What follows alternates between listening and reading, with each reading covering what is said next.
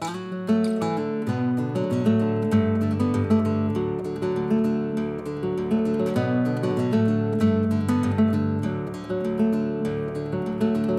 we were young, when we felt gold, we felt something, we felt far away from this world. And there was bottle brush calling us the ocean, fire crackling beneath those stars. 7 miles, that track sent us somewhere where we could breathe and be ourselves. This was the place better than old things left in our shadow long since gone.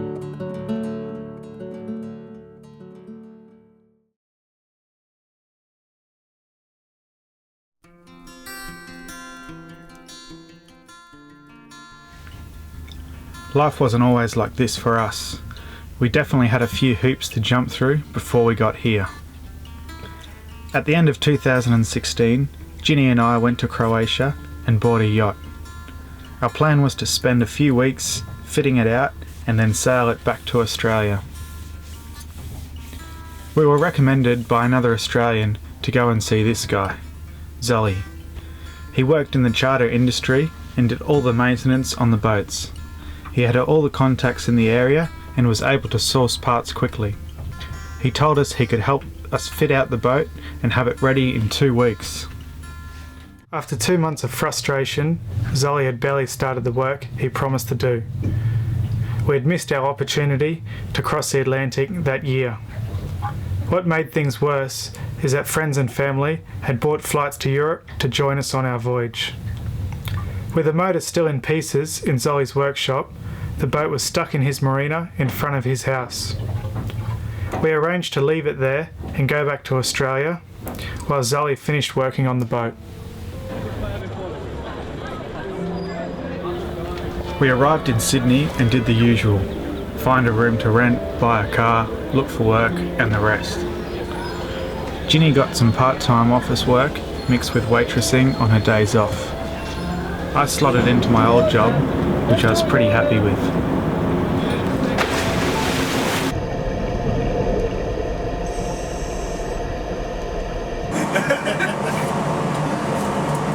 Looks like I'm working a little bit. As much as I enjoyed my job, it didn't compare to my dream of the sailing life. 6 months had passed and the boat still wasn't ready. We decided to go back and finish the work ourselves. Ladies and gentlemen, welcome to Zana, where the local time is approaching 10 minutes past 5. Please remain seated. My parents had decided to come along and help me as well. I thought it would be great since Dad had a bit of mechanical knowledge. If we had to put the motor in ourselves, it would make it a lot easier.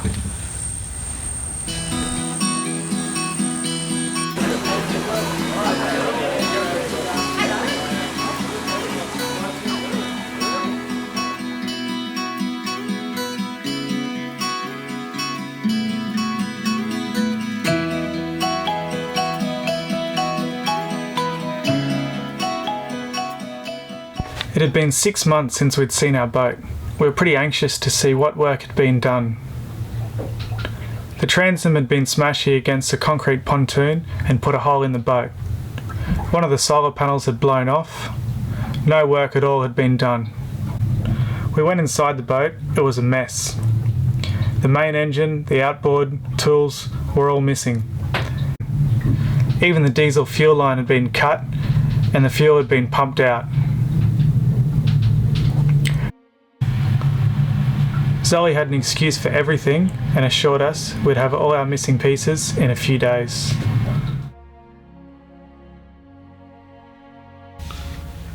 We decided to give him those few days, that way we could recoup some of our losses.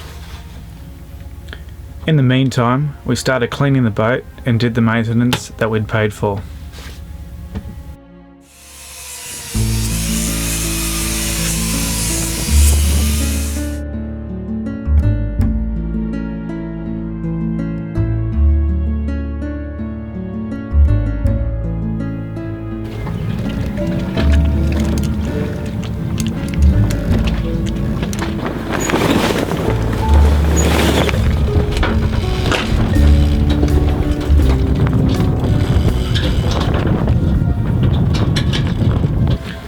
few days later, the situation hadn't changed.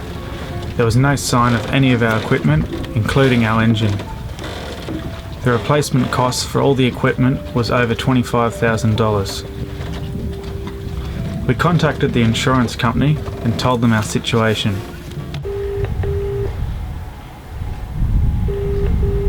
Sorry, the inboard was there but has been taken? Yes. Okay, wow. Yeah. He was a president of a motorbike club, criminal record. He's got a debt with the government here of Right. 25,000 euros or something. So Right. I'm a bit worried about going to the police. Obviously I'd like to, but I'm worried that I'll get more damage to the boat or my family that are here. Right. Because it's at his place, the boat, and I can't leave because I don't have a motor to get out of here. They appointed an assessor to come and visit us in the next few days. To pass some time, we harvested some mussels underneath the pontoon that our boat was tied to. This kept us busy for a little while.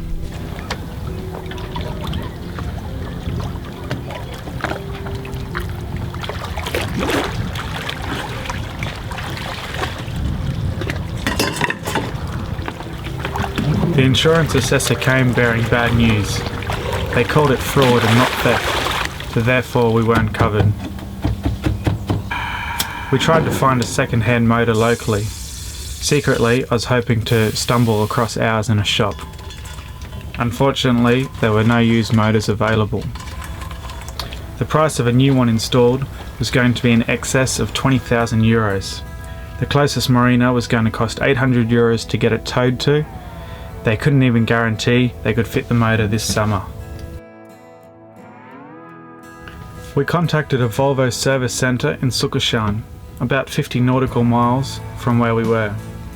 They had a motor ready to go at half the price of the others. The big problem was getting the boat there. With all other options exhausted, we came up with a plan to do our maiden voyage on Viva la Vida with no motor. We allowed ourselves a few days to sail up to Suckershan. We had a quick learn to sail course, untied the ropes and set sail.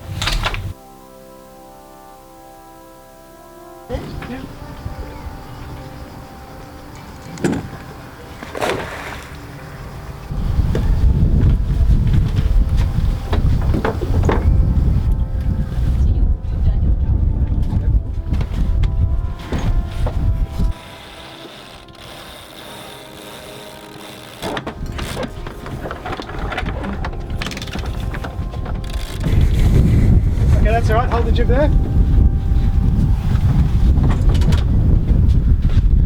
Just don't want to get caught on his bow line.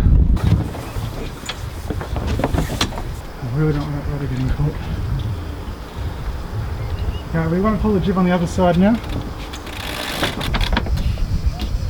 Okay, just let it out again, Dad. Let it out like that. That'll do.